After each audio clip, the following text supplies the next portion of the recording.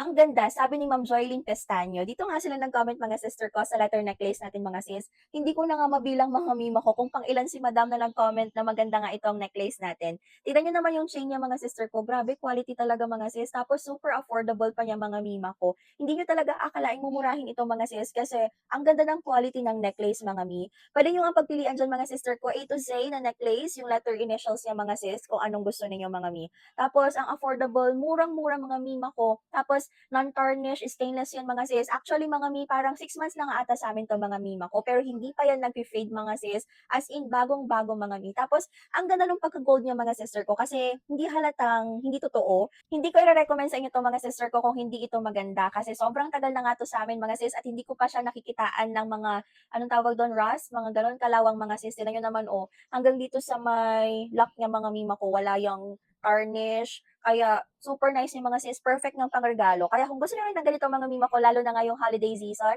mga sister ko, perfect ipangregalo ito mga mima ko. Murang-mura lang mga mi, check my yellow basket at mag-checkout na. Bye!